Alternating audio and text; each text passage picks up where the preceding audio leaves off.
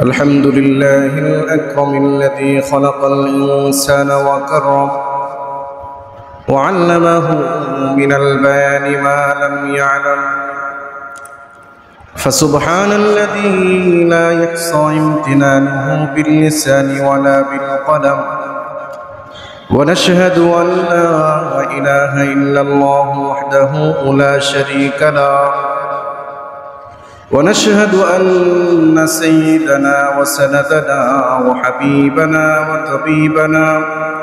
وطبيب قلوبنا ومولانا محمدا عبده ورسوله. أما بعد، فقد قال الله تبارك وتعالى في كلامه المجيد وفي فرقان الحميد: أعوذ بالله من الشيطان الرجيم، بسم الله الرحمن الرحيم. والعصر إن الإنسان لفي خسر إلا الذين آمنوا وعملوا الصالحات وتواصوا بالحق وتواصوا بالصبر. وقال رسول الله صلى الله عليه وآله وسلم: الكيس من دان نفسه وعمل لما بعد الموت، والعاجز من اتبع نفسه هواها تمنى على الله، أو كما قال النبي عليه الصلاة والسلام. وقال تبارك وتعالى في شان حبيبه آمرا ومخبرا: إن الله وملائكته يصلون على النبي يا أيها الذين آمنوا صلوا عليه وسلموا تسليما.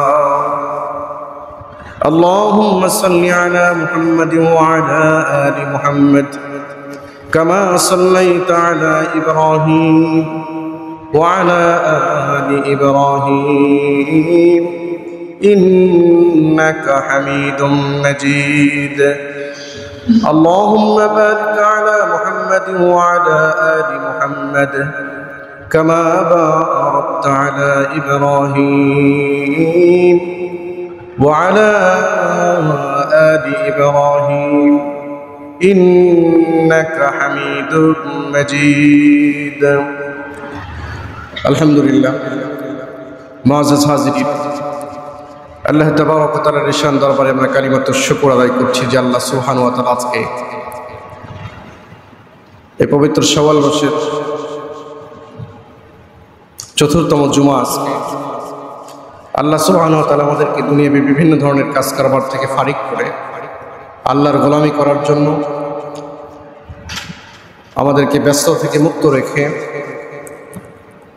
আজকের সালাতুল জুমা আদায়ের লক্ষ্যে সবার আগে মসজিদে আসার এবং বসার তৌফিক দিয়েছেন।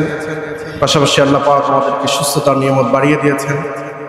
আমরা সুস্থ আছি, ভালো আছি, এই জন্য সেই মহান মালিকের দরবারে সমস্যার আওয়াজটা উঁচু করে আল্লাহ পাককে রাজি খুশি করার জন্য আমরা কালিমাতুশ শুকর আদায় করছি। জোরে সে বলছে আলহামদুলিল্লাহ। লক্ষ লক্ষ দুরূদ এবং সালাম বর্ষিত হোক প্রিয় নবী আকা ইনামদার তাজদারি মদিনা জনাবে মুহাম্মদ রাসূলুল্লাহ সাল্লাল্লাহু আলাইহি ওয়া আলিহি ওয়াসাল্লামের উপর। সম্মানিত ভাইরা, পুরা পৃথিবীতে আমরা যা কিছু দেখছি, দুনিয়া সৃষ্টি হওয়ার পর থেকে নিয়ে কিয়ামত অবধি যা কিছু আসবে পৃথিবীতে এবং এই পৃথিবীতে যারা বসবাস করে, সব কিছুর খালেক একজন, তিনি হলেন আল্লাহ। পৃথিবীতে এমন কোনো মাখলুক নাই যে মাখলুকের তকদির আল্লাহ পাক নির্ধারণ করে দেননি। এমনকি মাটির অতল গহ্বরে অতুল গহ্বরে যে কীট কীট পতঙ্গ রয়েছে, যাদেরকে চোখে দেখা যায় না, শুধু তাই নয়,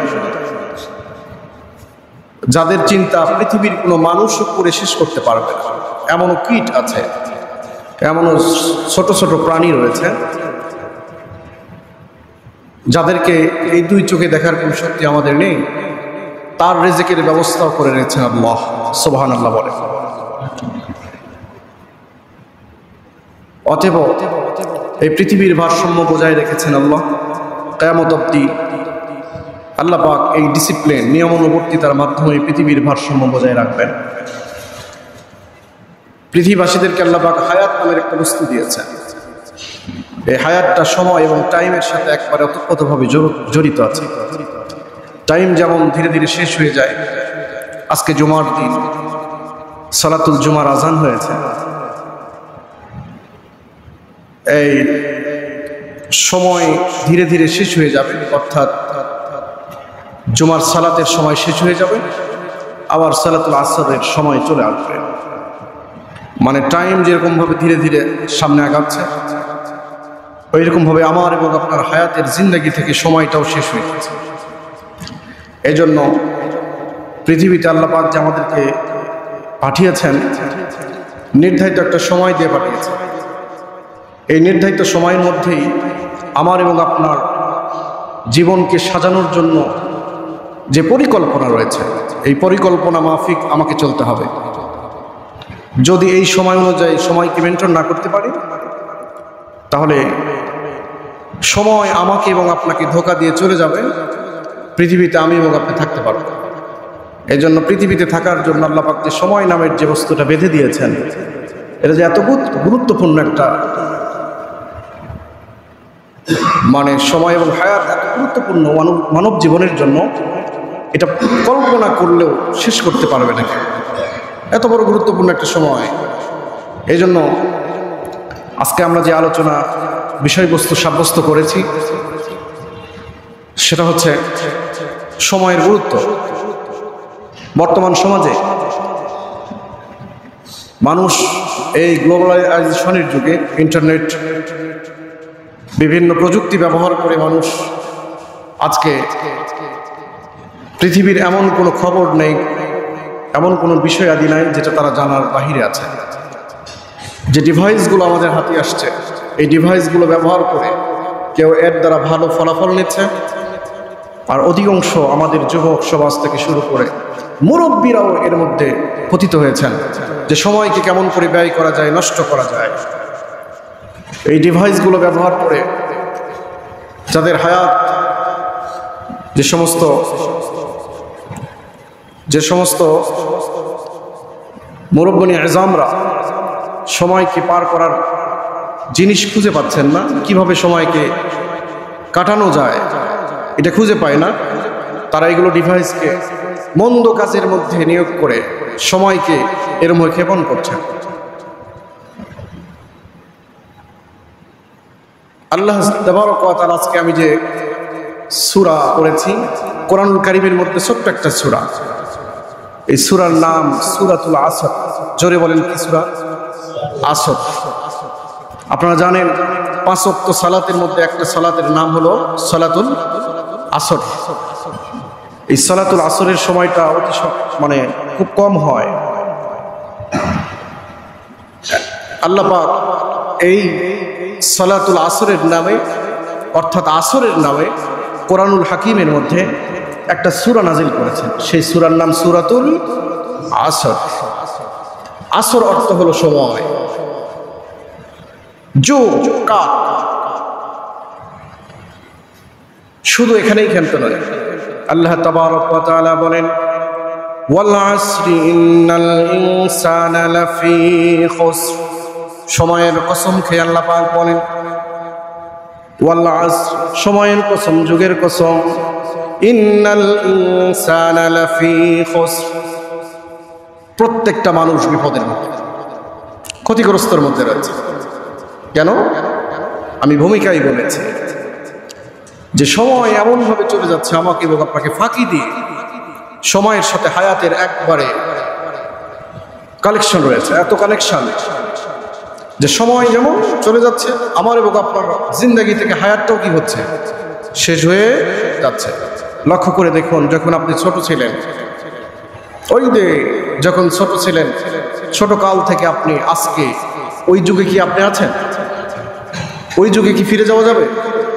যাবে না। তাহলে বোঝা গেল সময়টা আমাকে এবং আপনাকে ফাঁকি দিয়ে সামনে শুধু আগাচ্ছে, আর আমরা পিছনে আছি আর মনে করছি যে আমি জীবনে অনেক সময় পাবো, এটা মনে করি নির্দ্বিধায় কাজ করছি।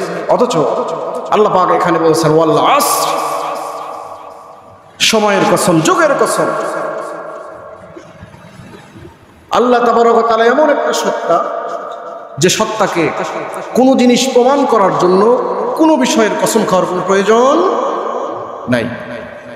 মুফাসসির ইকরাম বলেন এখানে আল্লাহ পাক কসম খেয়েছেন কেন? মনোযোগ সহকারে আমলের নিয়তে শুনবেন, সবাই বলেন ইনশাআল্লাহ। আল্লাহ পাক বলেন ওয়াল আসর, মুফাসসির ইকরাম বলেন ওয়াও লিল তাসমিয়া, এখানে ওয়াওটা কসমের জন্য ব্যবহার হয়েছে। মানে আল্লাহ পাক বলেন সময়ের কসম, যুগের কসম। কেন খেলেন? সময় হলো দুনিয়ার সাথে সম্পর্ক।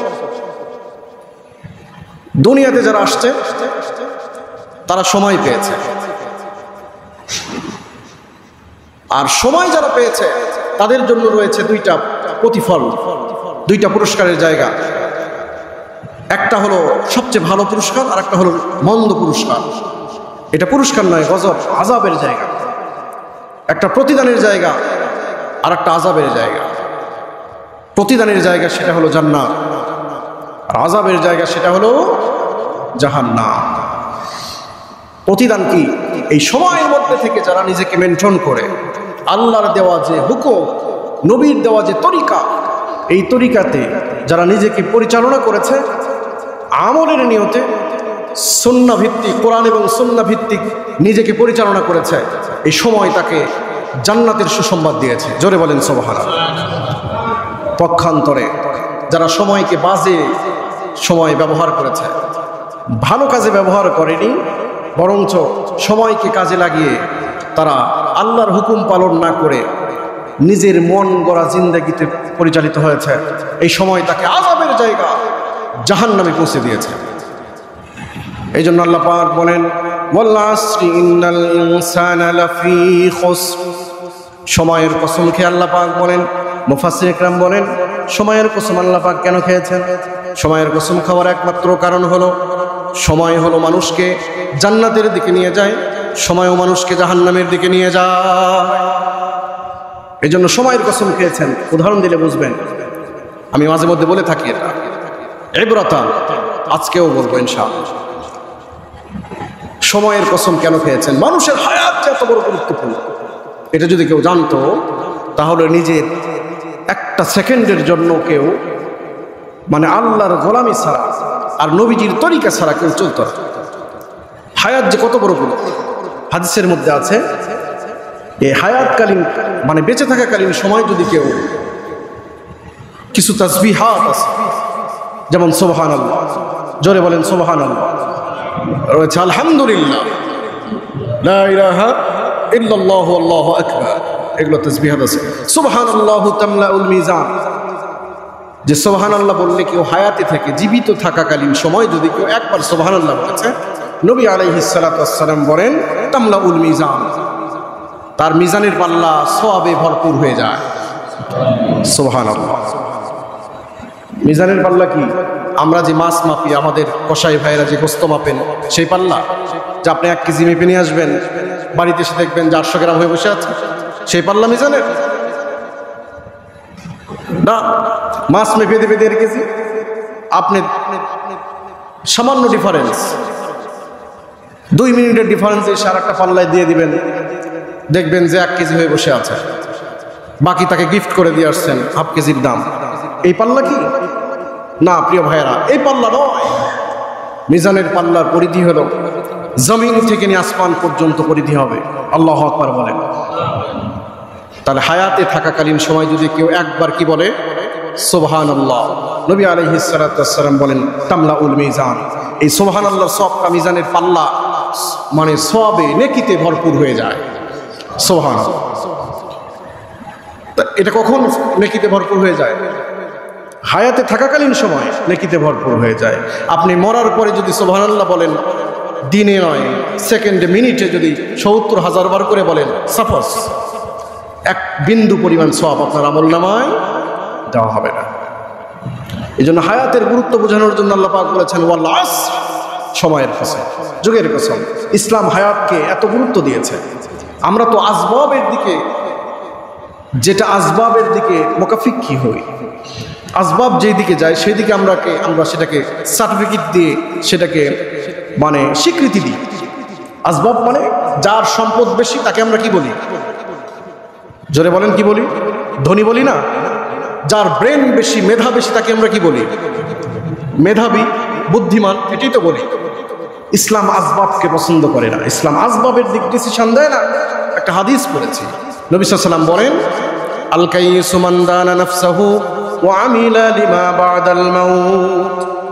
আমরা তো জ্ঞানী মনে করি যার মেধা বেশি, বুদ্ধি বেশি, সুন্দর করে সাবলীল ভাষায় কথা বলে, এবং যত প্যাঁচ আছে, যত ধরনের কথা আছে, যে কোনো কথা বললে উনি ওই কথার ডিসিশন বুঝতে পারেন, এই কথার মতলব কি উনি জানতে পারেন, উনি বুঝে উত্তর দিতে পারেন।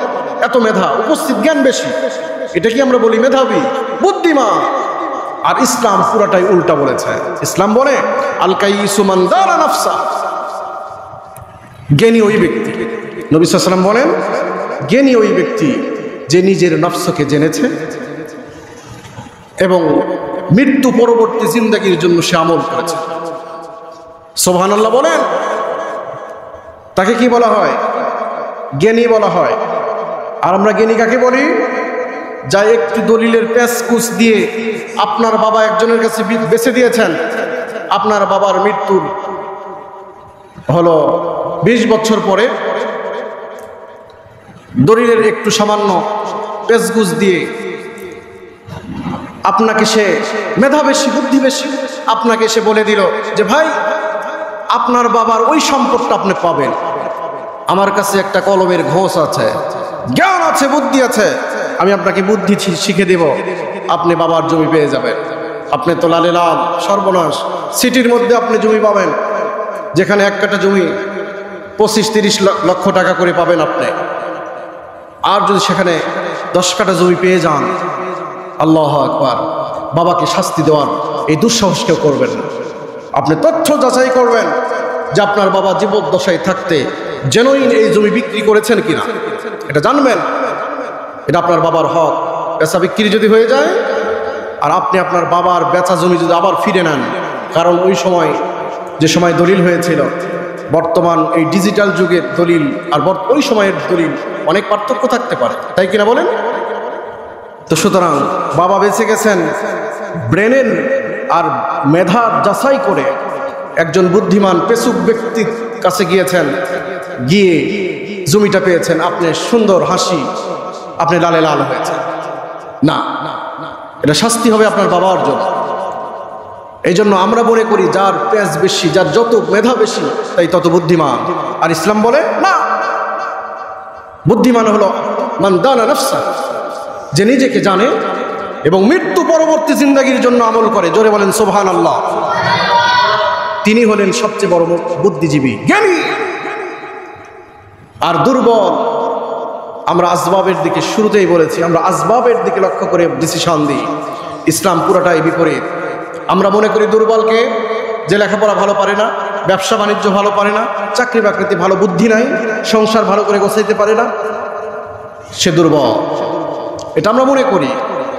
আর ইসলাম পরিপূর্ণই বিপরীত বলেছে। ইসলাম বলে আল আজিজু মান আতবা নাফসাহু হাওয়াহা তামান্না, দুর্বল, নির্বোধ ওই ব্যক্তি যে নিজের মন চাহে জিন্দেগি মতন আমল করে চলে, তাকে কি বলা হয়?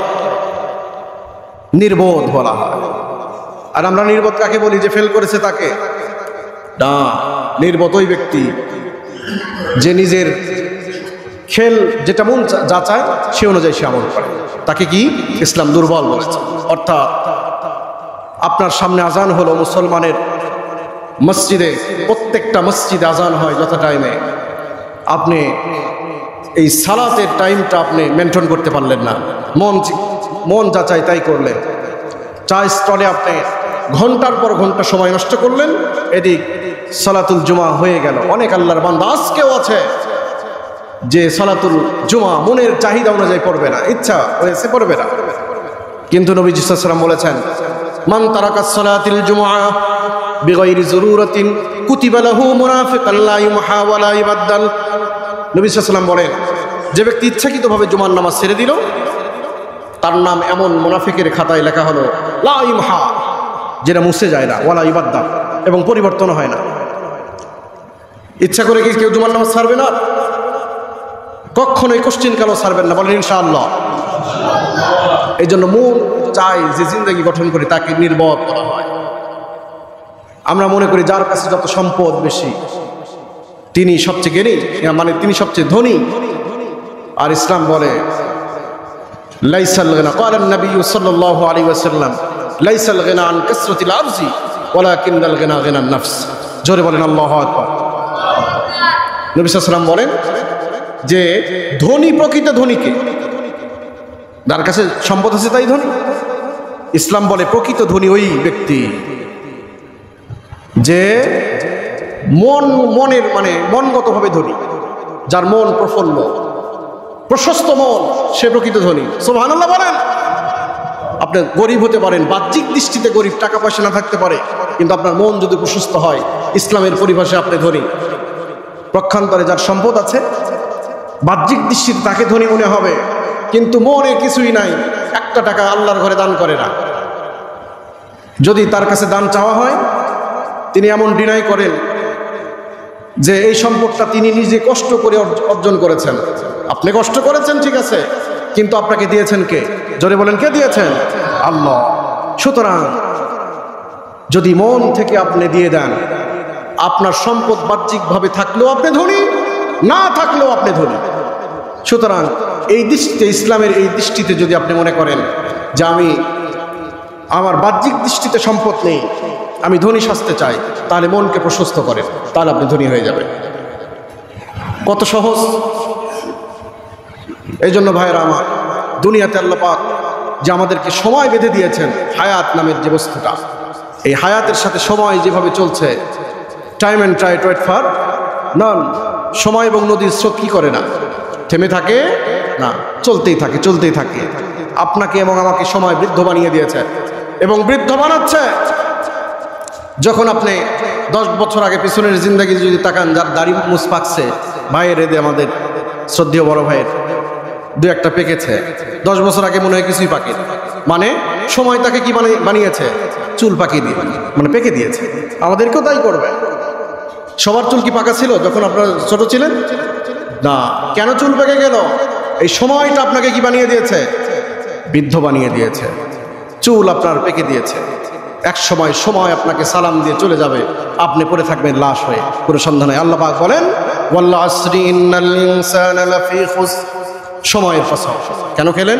মুফাসসির ইকরাম বলেন সময় হলো মানুষের জীবনের ভালো এবং মন্দর একটা ফলাফলের একটা রাস্তা, এমন একটা রাস্তা যে দুনিয়াতে যারা সময় পেয়েছে আল্লাহ পাক তাদের জন্য জান্নাত রেখেছেন, এবং এই সময়কে যারা ভালো কাজে ব্যয় করেছেন তার প্রতিফল হলো জান্নাত। আর সময়কে যাই পেয়ে বাজে কাজে নষ্ট করেছে, অপব্যয় করেছে, অপব্যবহার করেছে সময়ের, তার জন্য আল্লাহ পাক শাস্তির জায়গা রেখেছেন জাহান্নাম। এই জন্য আল্লাহ পাক কসম খেয়েছেন সময়ের, ওয়াল আসরি, সময়ের কসম। মুফাসসির ইকরাম উদাহরণস্বরূপ বলেন যে সময় কতটুকু গুরুত্বপূর্ণ জীবন, মানুষের জীবনে।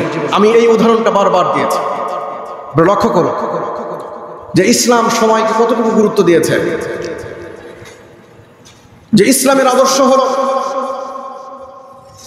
যদি পৃথিবীতে কেউ 1টা সেকেন্ডের হায়াত পায় তাহলে তাই পৃথিবীবাসী হয়ে গেল। মার গর্ভ থেকে এসে যদি কয় সেকেন্ডের হায়াত পায়, 1 সেকেন্ডের হায়াত পায়, তাহলে সে কি হয়ে গেল? পৃথিবীবাসী হয়ে গেল। তার সাথে ইসলাম যে আচরণ করেছে, একজন ব্যক্তি 70-80 বছরের যে ব্যক্তি হায়াত পেয়েছে, 1 সেকেন্ডের একজন ছোট্ট বাচ্চা যে হায়াত পেয়েছে 1 সেকেন্ডের, তার সাথেও সে ব্যবহার করেছে। জোরে বলেন সুবহানাল্লাহ। উদাহরণ দিলে বুঝে আসবে, আমি এই উদাহরণ বারবার দিয়েছি। উদাহরণটা হলো যদি মনে করেন মার গর্ভ থেকে দুইজন বাচ্চা একসাথে জন্ম নিল, খুব খেয়াল করবেন, মার পেট থেকে দুইজন বাচ্চা একসাথে কি নিল? জন্ম নিল। দুইজনের মধ্যে একজন মার পেট থেকে মরা অবস্থায় বের হয়েছে, মৃত্যু অবস্থায় কি হয়েছে? বের হয়েছে। আর একজন বের হয়ে 1 সেকেন্ডের হায়াত পেয়েছে, চিল্লায় উঠছে, তারপরে আল্লাহর বান্দা ইন্তেকাল করছে। ওই বাচ্চাটার কি হয়েছে? ইন্তেকাল হয়েছে।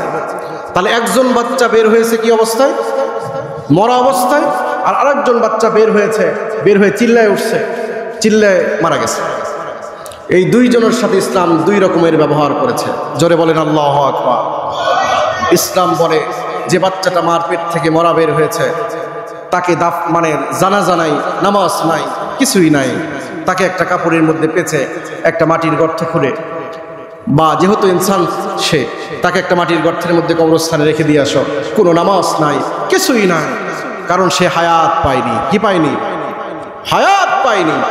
পক্ষান্তরে যে বাচ্চাটা 1 সেকেন্ডের হায়াত পেয়েছে, আজীব এবং আশ্চর্য হয়ে যাবেন তাকে কত সম্মান দিয়েছে ইসলাম।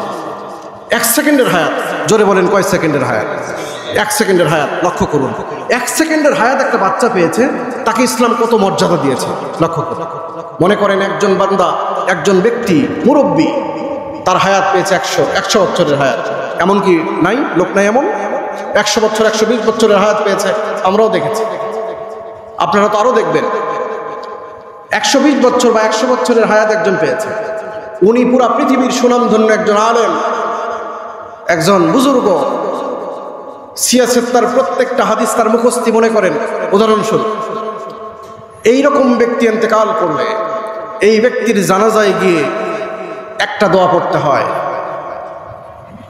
অ্যাপ্লিকেশন করতে হয়, আল্লাহ পাকের কাছে আবেদন করতে হয়। সবাই দোয়া করে যে আল্লাহ যারা উপস্থিত আছেন তাদের ক্ষমা করেন, যারা অনুপস্থিত তাদের ক্ষমা করেন, যারা পুরুষ তাদের ক্ষমা করেন, যারা নারী মহিলা তাদের ক্ষমা করেন, যারা ছোট তাদের ক্ষমা করেন, যারা বড় তাদের ক্ষমা করেন। এরকম ভাবে একটা দোয়া পড়তে হয়। পক্ষান্তরে 1 সেকেন্ডের হায়াত। এবং এই যে এই মুরব্বী ব্যক্তি, এত বুজুর্গ ব্যক্তি ইন্তেকাল করেছেন, এই ব্যক্তির জানাজায় গিয়ে কোনো ব্যক্তি বলতে পারবে না যে এই ব্যক্তি সুপারিশ করে করে, আল্লাহ এটা বুজুর্গ ব্যক্তি ছিলেন, ইনি যেন সুপারিশ করে করে তোমার জান্নাতে যেন আমাদেরকে নিয়ে যায়। এমন পাওয়ার ওই ব্যক্তির নাই। আল্লাহ যদি দেন সেটা ভিন্ন কথা। উদাহরণস্বরূপ আমি বলছি, শোনেন সেটা। এই ব্যক্তির জানাজায় গিয়ে এই অ্যাপ্লিকেশন করার কোনো ক্ষমতা কারো নেই। পক্ষান্তরে 1 সেকেন্ডের হায়াত একটা বাচ্চা পেয়েছে, এই বাচ্চার জানাজায় গিয়ে এই যে 100 বছরের জিন্দগি যে ব্যক্তি পেলেন, হায়াত পেলেন, এই ব্যক্তির জানাজায় গিয়ে যেমন করে আল্লাহ পাকের কাছে আমরা দোয়া করলাম, এই 1 সেকেন্ডের বাচ্চা হায়াত পাওয়ার যে বাচ্চা, এর জানাজায় গিয়ে আমরা যে দোয়াটা পড়ি, আশ্চর্য হয়ে যাবেন ইসলাম 1 সেকেন্ডের হায়াতকে কতটুকু মর্যাদা দিয়েছে। এই বাচ্চার জানাজায় গিয়ে আল্লাহর কাছে আবেদন করতে হয়, আল্লাহুম্মা জাআলহু লানা আজরাও ওয়া যুখরাও ওয়াজআলহু লানা শাফিয়াও ওয়া মুশাফফা। আল্লাহ তাআলা তোমার রাহে একজন নিষ্পাপ মাসুম গুনাহমুক্ত একটা জান্নাতের ফুলকে রেখে দিলাম। আল্লাহ এ যেন কিয়ামতের কঠিন মুসিবতের সময় সুপারিশ করে করে তোমার জান্নাতে আমাদেরকে নিয়ে যায়। সুবহানাল্লাহ বলেন। কয় সেকেন্ডের হায়াত পেয়েছে? 1 সেকেন্ডের হায়াত। 100 বছর হায়াত পেয়েও কি তার জানাজায় গিয়ে এই দোয়া পড়লেন? 1 সেকেন্ডের হায়াত পেয়ে এই বান্দার, এই বাচ্চার পাওয়ার এত হয়েছে। হাদিস শরীফের মধ্যে নবীজি সাল্লাল্লাহু আলাইহি ওয়াসাল্লাম বলেন, শুধু এখানেই শেষ নয়, এই 1 সেকেন্ডের হায়াত পাওয়ার বাচ্চা কিয়ামতের কঠিন মুসিবতের সময় তার পরিবারের 10 জনকে, যাদের জন্য জাহান্নাম অবধারিত হয়ে গিয়েছিল, তাদেরকে সুপারিশ করে করে আল্লাহর জান্নাতে নিয়ে যাওয়ার অর্ডার আল্লাহ পাক তাকে দিবেন। সুবহানাল্লাহ। কয় সেকেন্ডের হায়াত? আল্লাহ পাক বলেন, ওয়াল্লাহ আসরি, সময়ের কসম, যুগের কসম। এই জন্যই আল্লাহ পাক যুগের কসম খেয়েছেন। সুবহানাল্লাহ বলেন। তাহলে সময়ের কসম কতটুকু গুরুত্বপূর্ণ প্রিয় ভাইরা, হায়াত কতটুকু গুরুত্বপূর্ণ আপনার এবং আমার। এই হায়াতে থেকেই আজকে সবকিছু আপনি করতে পারবেন, নেকি অর্জন করতে পারবেন, বদিও অর্জন করতে পারবেন। এখন কোনটা অর্জন করবেন এটা আপনার উপর ইখতিয়ার। যেহেতু আপনাকে পার্থক্য করার জন্য আল্লাহ পাক মস্তিষ্ক দিয়েছেন, কোনটা ভালো আর কোনটা মন্দ এটা পার্থক্য করার জন্য আল্লাহ পাক কি দিয়েছেন? মস্তিষ্ক দিয়েছেন, ব্রেন দিয়েছেন। এখন মুসলমানদের উপর আক্রমণ হয়, এই আক্রমণের সময় আপনার দিলটা চায় না যে দোয়া করি, আপনার ভিতরে সন্দেহ হয় যে এরা যুদ্ধ করে, সম্ভবত এরা ইসলামের দুশমন হতে পারে। নাউজুবিল্লাহ বলেন। মন্দ কাজ কোনটা? আপনার কাছে যদি মন্দ খাবার নিয়ে আসা হয়, আপনি কি মন্দ খাবারটা আগে নেবেন? না। একটা ছোট বাচ্চাকেও যদি তার সামনে সুন্দর খাবার দেন, ওই ছোট বাচ্চারও দিন তবিয়ত হলো এটাই যে ভালো জিনিসের দিকে সে হাতটা সামনে আগাবে। এই জন্য আপনার মস্তিষ্ক আল্লাহ পাক দিয়েছেন ভালো মন্দ যাচাই করার জন্য। এই জন্য আমাদেরকে যে আল্লাহ পাক হায়াত দিয়েছেন, এই হায়াতের মধ্যে যদি আমরা আমাদের জীবনকে পরিচালনা করার একটা পাথেও তৈরি করতে পারি ইনশাআল্লাহ, বাকি জিন্দেগি আমাদের জন্য চলা একবারে সহজ হবে। সবাই বলেন ইনশাআল্লাহ। এই জন্য ভাইয়ের আমার, ইসলাম হলো এত সুন্দর একটা সুশ্রী এবং মনোরম একটা ধর্ম, জীবন আদর্শ, জীবন বিধান, যেখানে আপনি আসেন আপনার হায়াতে যদি আপনি যে জুমার সালাতের জন্য আসছেন, যদি জুমার সালাত কবুল নাও হয়, এই সালাত সম্পর্কে আপনাকে আল্লাহ পাক হিসাব দেবেন। কারণ আপনার নামের হাজিরাতে টিক দেওয়া আছে, আপনি অ্যাবসেন্ট নয়। বলেন তো, যদি কোনো স্কুলে একটা ছাত্র বা ছাত্রী উপস্থিত না থাকে, তার নামে অ্যাবসেন্ট থাকবে না? আর যদি উপস্থিত থেকে পড়া নাও বুঝে, তাহলে তার নামে কি অ্যাবসেন্ট থাকবে? তার নামে হাজিরা থাকবে, সে উপস্থিত ছিল। সুতরাং আপনার নামাজ যদি কবুল নাও হয়, সালাত যদি কবুল নাও হয়, আপনি আল্লাহ পাকের দরবারে হাজিরা দিয়েছেন, উপস্থিত আছেন, এই সালাত সম্পর্কে আপনার হিসাব নেওয়া হবে না। জোরে বলেন সুবহানাল্লাহ। এই জন্য হায়াতের গুরুত্ব বোঝা দরকার। অনেক কথায় অনেকভাবেই আমরা জীবনকে পরিচালনা করছি। সুতরাং হায়াতকে যদি আমরা গুছিয়ে নিতে পারি, তাহলে হক কোনটা বাতিল কোনটা, এই সমাজ ব্যবস্থা কেমন করে পরিবর্তন হবে, হায়াতের গুরুত্ব বুঝলে আমরা পেয়ে যাবো ইনশাআল্লাহ।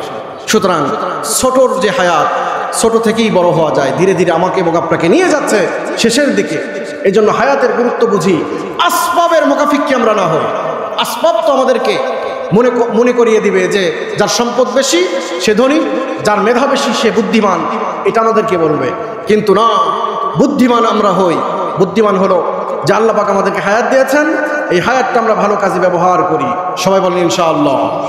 তখনই না সমাজের এই দুর্গতি যে ব্যবস্থা আছে, সমাজ ব্যবস্থা, এটা চেঞ্জ হবে, দেশের রীতিনীতি চেঞ্জ হবে ইনশাআল্লাহ, যদি আমাদের হায়াতকে আমরা ভালো কাজের মধ্যে ব্যয় করি। পক্ষান্তরে যদি মন চাহে জিন্দেগি আমরা গঠন করি, যে আজান সালাত হয়ে যাচ্ছে, নামাজ হয়ে যাচ্ছে, আজান হয়ে যাচ্ছে, আমি আমার মতন ঘুমিয়ে আছি, এমন জিন্দেগি করার চেষ্টা কেউ করবেন না। যে গ্রীষ্মকাল, যে গরম শুরু হয়েছে ভাইয়ের আমার, এখন যদি ইন্তেকাল আমি এবং আপনি করি, আপনি যদি ইন্তেকাল করেন, কালকে এই সময় আপনার কবর খুঁড়লে আপনার লাশ পচে যাবে। যে গরম রাজশাহীতে, ঠিক কিনা বলেন? আপনার এই সৌন্দর্য কিছুই থাকবে না। থাকবে কি? পচে যাবেন আপনি। আপনার লাশ, আপনার কবর খোলার পরে আপনার লাশকে দেখার যোগ্যতা আপনার নিজের আত্মীয় হারাবে। নাকে রুমাল দেওয়া ছাড়া আপনাকে দেখার যোগ্যতা কারোই থাকবে না। এই বডি নিয়ে, এই সৌন্দর্য নিয়ে আর বাড়াবাড়ির কিছুই নাই। এই জন্য আসুন, আল্লাহ পাকের যে হায়াত দিয়েছেন, এই হায়াতকে আমরা ভালো কাজে ব্যবহার করি। আল্লাহ পাক তৌফিক দান করেন। আল্লাহুম্মা আমিন। ওমা তৌফিক ইল্লা বিল্লাহ। আজকের এই আলোচনা থেকে আল্লাহ পাক আমাদেরকে হায়াতের গুরুত্ব বুঝে বাকি জিন্দেগি পরিচালনা করার তৌফিক দান করেন। আসসালামু আলাইকুম ওয়া রাহমাতুল্লাহ।